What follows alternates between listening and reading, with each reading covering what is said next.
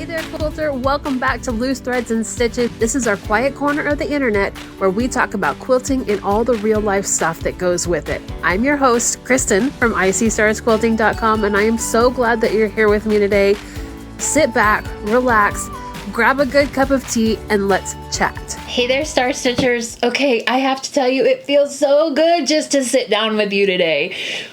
We just wrapped up 10 episodes of the Enough chapter, and I am so proud of that work. But I will also tell you that when I finished recording that final episode, I immediately made a bowl of popcorn and I watched something completely mindless for like 2 hours straight. Because sometimes after something that deep, you just need silly. So today, full palette cleanser here. No journaling, no prompts, no sitting with hard thought things, right?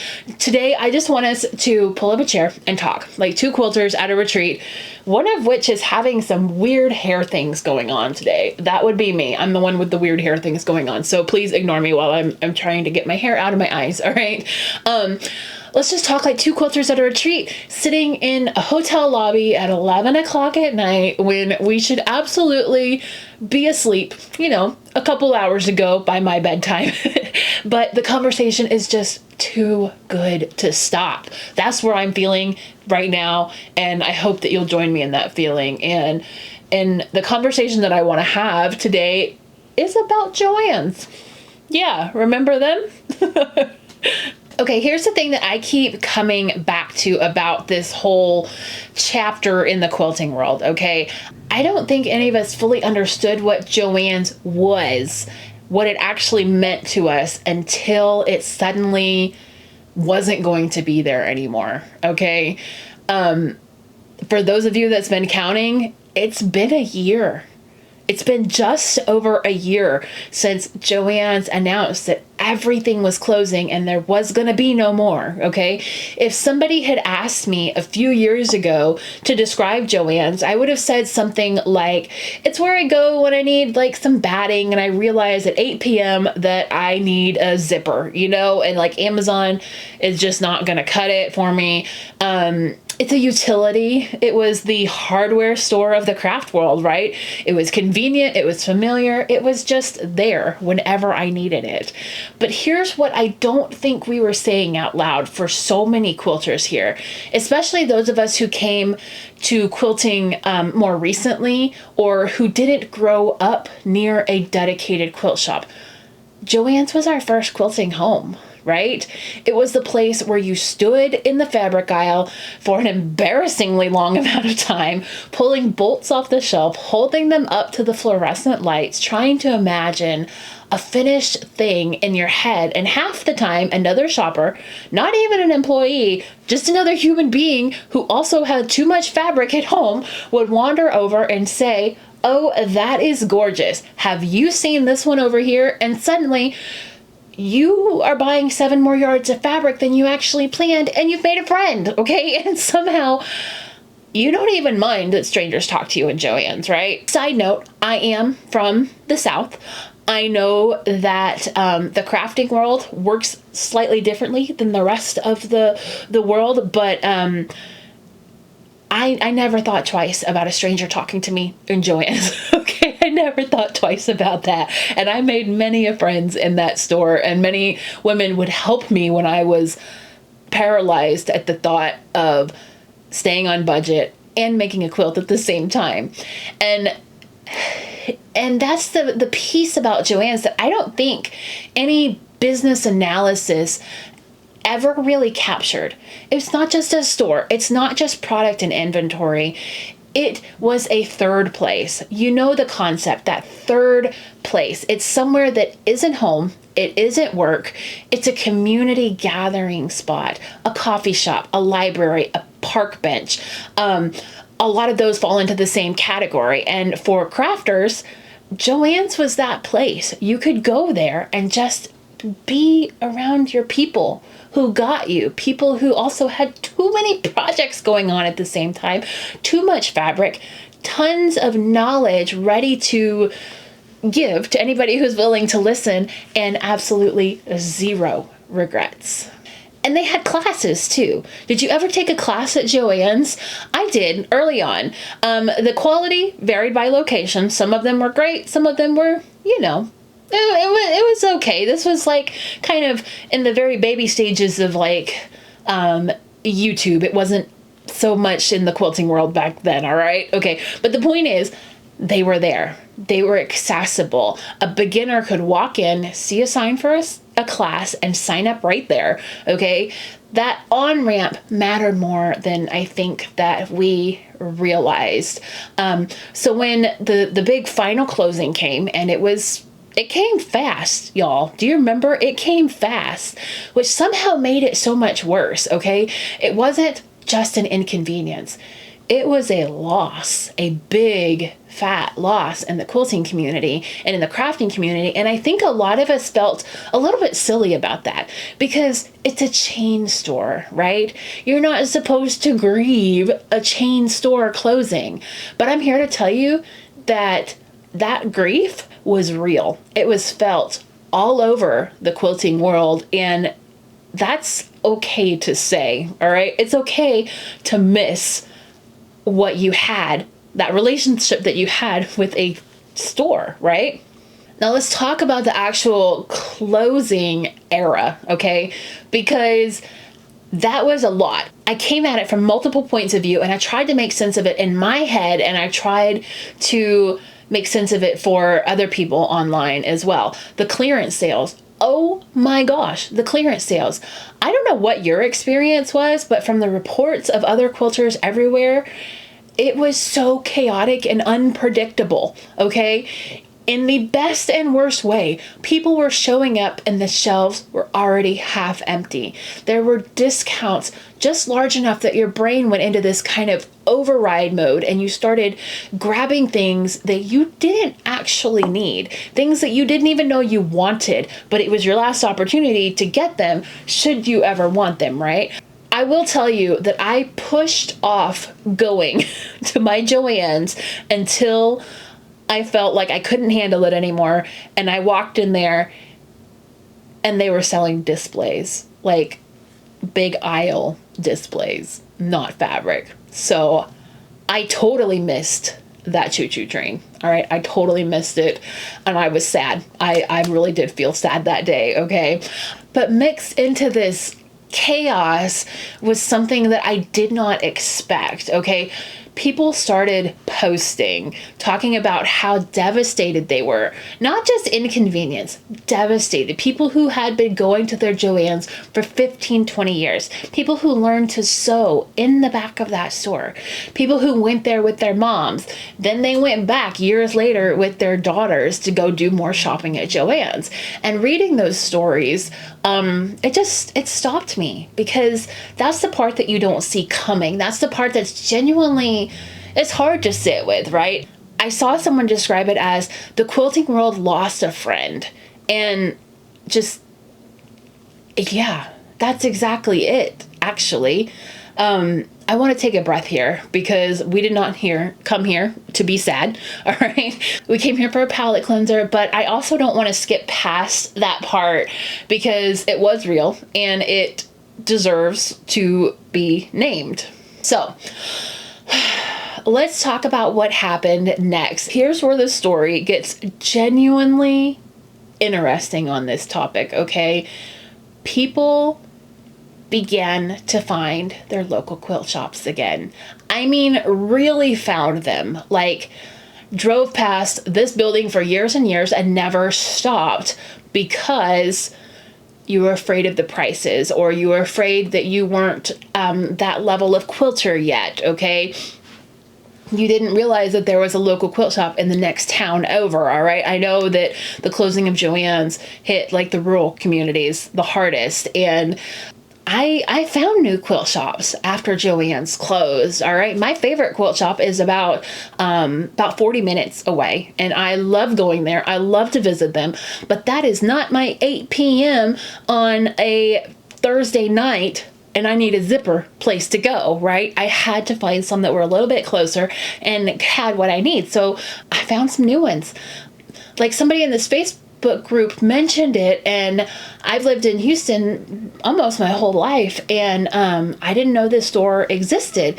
And I went in on a Saturday, not expecting much, because the stores in Houston vary from like really, really small and very, very niche in their fabric offerings to very large and very colorful, you know, like we just have a lot. And I know I'm very lucky, okay, to have so many options. I know a lot of people don't have that many options, but the online quilting community also took up, all right? They started offering easier ways for people to shop online and make it easier to buy fabric from them, all right?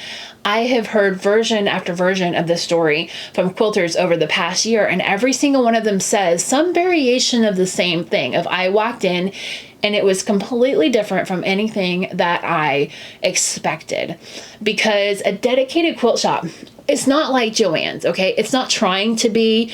The fabric is curated in a real quilt shop with a real intention, okay? The staff actually knows quilting. They're often quilters themselves. You can walk in with a project and a problem and walk out with a plan, because the person helping you has made quilts before and they can tell you exactly what you actually need, okay? There's something about that experience that is just completely different, okay? It feels like being seen. So here's what I keep thinking about. These shops, these local quilt shops, these places that have popped up online, and I know that Michael's is now stocking a lot more fabric. They've taken over from like the companies that Joann used to purchase from, and especially online. If you still like to purchase online, Michael's does have good sales online for your fabrics, okay?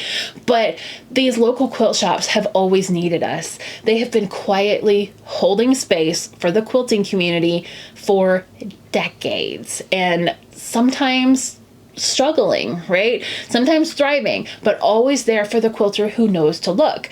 And now more quilters know to look for them and support them, because they understand that this is a beautiful creative business, but it's still a business, all right? And that's not nothing. That is actually something that is really, really beautiful, that grew out of a genuinely hard moment. Now, I want to be practical for a second, because I know that not everybody has a local quilt shop nearby. That's real, and I don't want to gloss over it. So here are a few things that I know people have been using, okay? A resource that has come up constantly is needletravel.com. It is basically a searchable map of quilt shops that you can filter by state or city to find what's near you. There may be more near to you than you think there are, okay? It's worth checking before you assume that there is just nothing near you and you are just in the backwater of nowhereville, okay?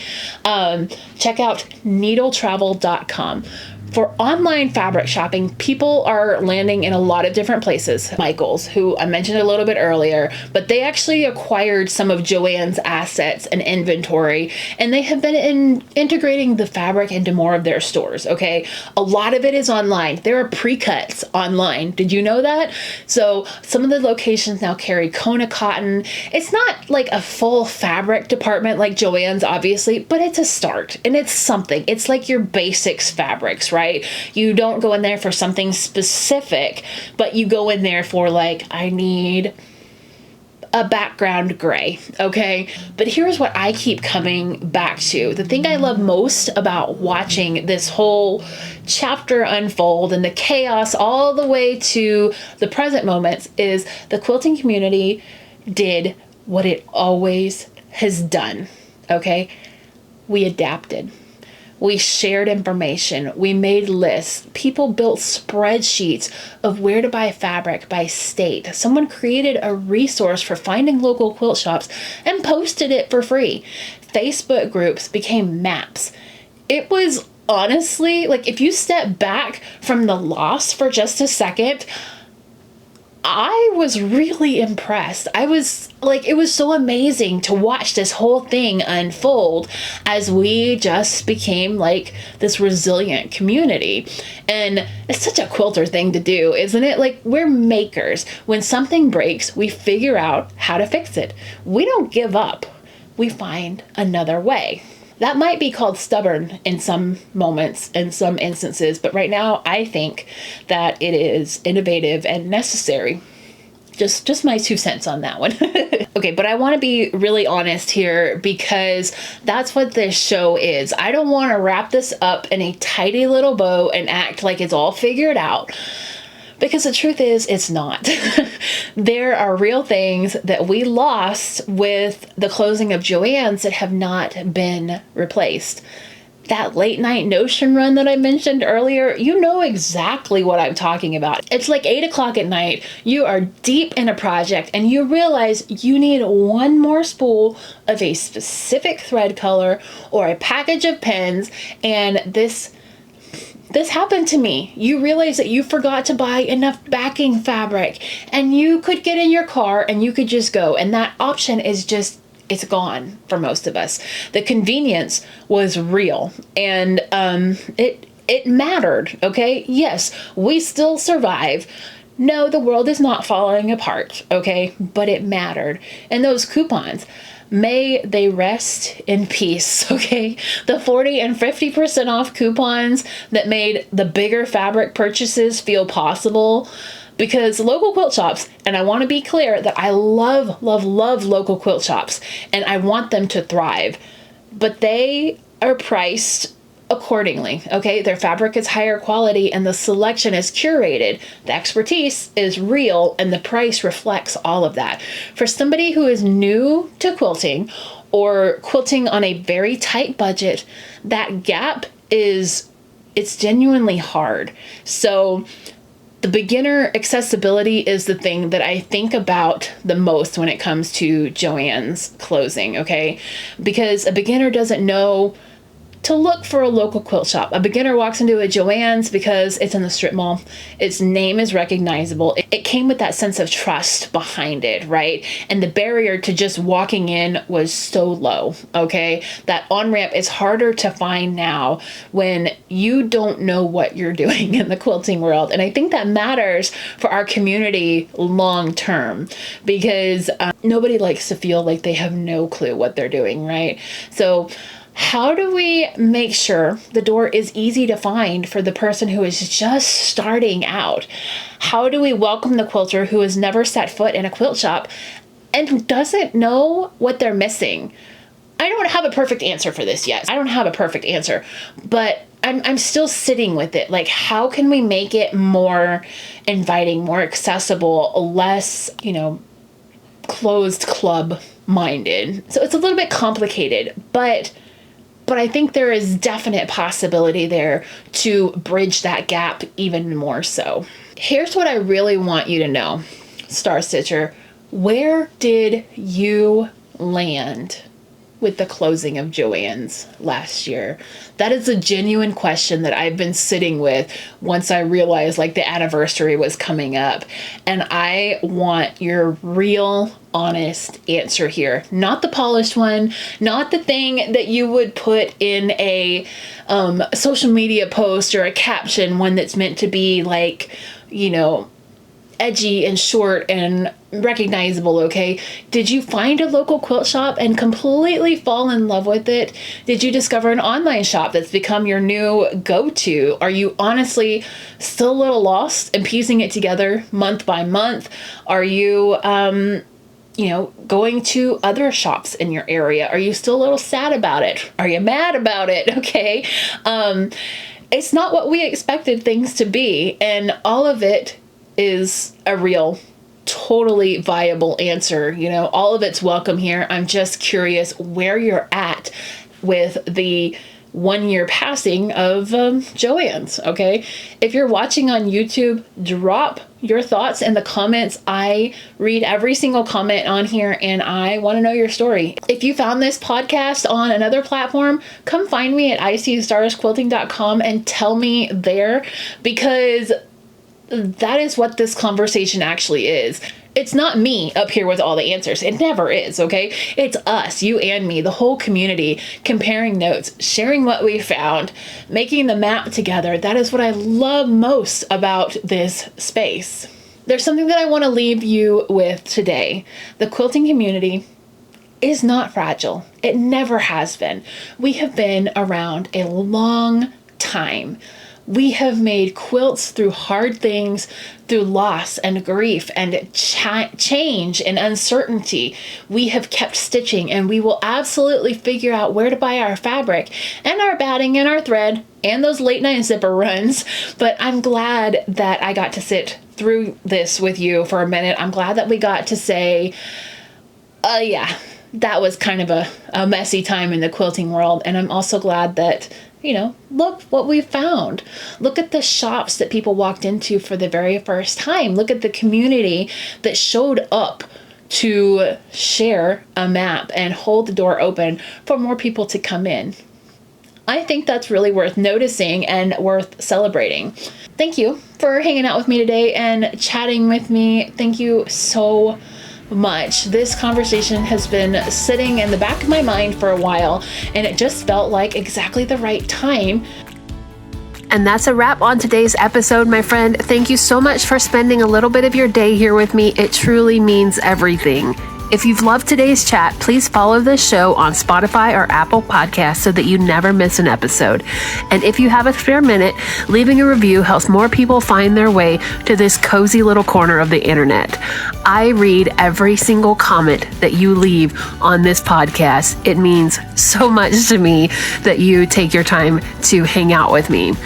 If you're more of a YouTube person, you can come follow me over there too. There's a whole lot of quilty goodness waiting on YouTube for you.